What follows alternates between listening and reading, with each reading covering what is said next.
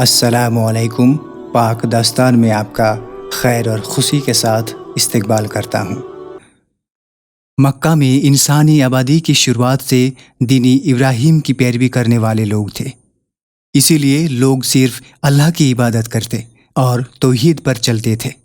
اسماعیل علیہ السلام بھی اپنے پتا ابراہیم علیہ السلام کی دکھائی ہوئی راہ پر لوگوں کو لے کر چلتے۔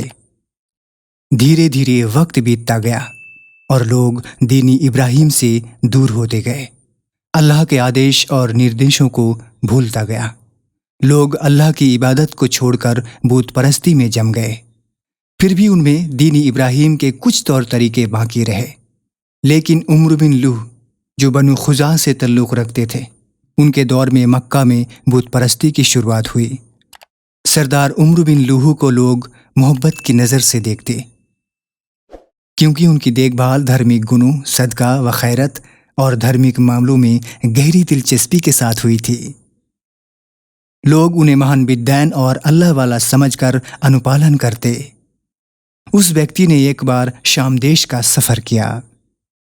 اس نے دیکھا کہ وہاں بتوں کی پوجا کی جا رہی ہے۔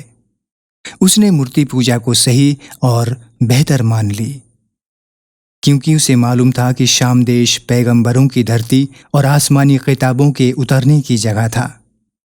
جب وہ مکہ لوٹا تو ایک بت کو اپنے ساتھ لایا جس کا نام تھا ہبل، اور خانہ کعبہ میں گاڑ دیا۔ پھر تمام مکہ والوں کو اس بت کو پوجنے کی دعوت دی، اللہ کے ساتھ شرک کرنے کی دعوت دی۔ مکہ والوں نے اس بات کو بے جھجک مان لی، کیونکہ اس ویکتی بیت اللہ کی دیکھ بھال کرنے والے تھے اور لوگ انہیں مانتے تھے۔ حجاز کے رہنے والے بھی مکہ والوں کو دیکھ کر بت پرستی سیکھ لی۔ اس طرح عرب میں بت پرستی یعنی مورتی پوجا کا رواج شروع ہوا۔ ہبل کے علاوہ عرب کے سب سے پرانے بتوں میں سے مانت ہے۔ یہ لال ساگر کے تٹ پر قدید کے نکٹ مسلل میں گڑا ہوا تھا۔ اس کے بعد ایک اور بت طائف میں وجود میں آیا، اس کا نام تھا لت۔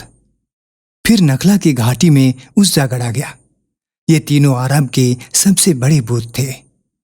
اس کے بعد حجاز کے ہر شیتر میں شرک اور بت پرستی کی بھرمار ہو گئی۔ یہ کہا جاتا ہے کہ عمرو بن لفت کے قبضے میں ایک جن تھا۔ اس جن نے اسے بتایا، نوح کی قوم کے بہت سارے بت جدہ میں دبے پڑے ہیں۔ اس خبر میں عمرو بن لوح جدہ گیا اور ان بتوں کو کھود کر نکال لایا۔ پھر جب موسم حج آیا تو حج کے لیے آئے ہوئے ہر ایک قبیلے کو ایک ایک بت دے دیا گیا۔ ہر ایک قبیلے کو ایک ایک بت دے دیا گیا۔ دھیرے دھیرے ہر قبیلے ہر گھر میں بت پہنچ گیا۔ پھر مشرکوں نے مسجد حرام کو بھی بتوں سے بھر دیا۔ چنانچہ جب مکہ میں مسلمان کو بجائی ملی تو بیت اللہ کے چاروں اور 360 بت تھے، جنہیں خود اللہ کے رسول صلی اللہ علیہ وسلم نے اپنے مبارک ہاتھوں سے توڑا۔ آپ رسول اللہ اپنی چھڑی سے ہر ایک کو ٹھوکر مارتے اور وہ گرتا جاتا۔ پھر آپ کے حکم سے ان سارے بتوں کو مسجد حرام کے باہر جلا دیا گیا۔ اس سمے لوگ گرو کے ساتھ بت پرستی کرتے، شرک کرتے۔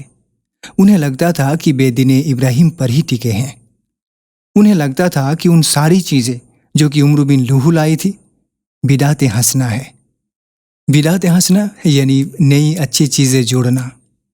جاہلیت کے زمانے میں بت پرستی کا الگ الگ طریقہ تھا۔ اس ایپیسوڈ میں ہم دیکھیں گے کہ جاہلیت کے زمانے میں مکہ میں بت پرستی کیسے کی جاتی تھی، بت پرستی کرنے کا طریقہ کیا تھا، بتوں کی پوجا کس طرح کی جاتی تھی۔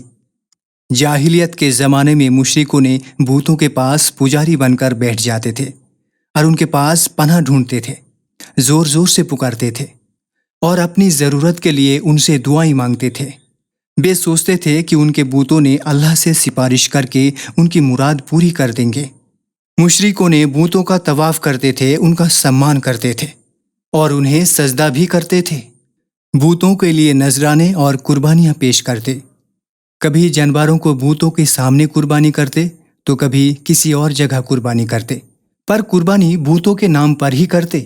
اس کا الیخ اللہ تعالیٰ نے قرآن میں فرمایا، وہ جانور بھی حرام ہے جسے تھانوں پر چڑھایا گیا ہے، اور اس جانور کا مس بھی مت کھاؤ جس پر اللہ تعالیٰ کا نام نہیں لیا گیا ہو۔ मुशरिकों ने अपने खाने पीने की चीज़, खेती, पैदावार का एक भाग बूतों के नाम और एक भाग अल्लाह के नाम खास कर देते। फिर किसी वजह से अल्लाह का हिस्सा बूतों के नाम कर देते, पर किसी भी हाल में बूतों का हिस्सा अल्लाह के नाम नहीं करते। इस पर भी अल्लाह ताला का इरशाद है, अल्लाह ने जो खेती और चौपाई पैदा किए हैं उसका एक भाग अल्लाह के लिए मुकर्रर किया और कहा ये अल्लाह के लिए है उनके विचार से, और ये हमारे शरीकों के लिए है। तो जो उनके शरीकों के लिए होता है वो तो अल्लाह तक नहीं पहुंचता, मगर जो अल्लाह के लिए होता है वो उनके शरीकों तक पहुंच जाता है। कितना बुरा है ये फैसला जो ये लोग करते हैं। इस पर हम अगले एपिसोड में बात करेंगे। तब तक के लिए अस्सलामु अलैकुम। इस चैनल के किसी भी कंटेंट में कहीं पर भी चैनल कर्तृपक्ष का अपना बयान, अपना फतवा नहीं है। हर एक कंटेंट कुछ सही दलीलों के आधार पर बनाया गया है। लिहाजा इस चैनल को खुद सब्सक्राइब करें और अपने दोस्त और फैमिली को भी शेयर करें और सब्सक्राइब करवाएं।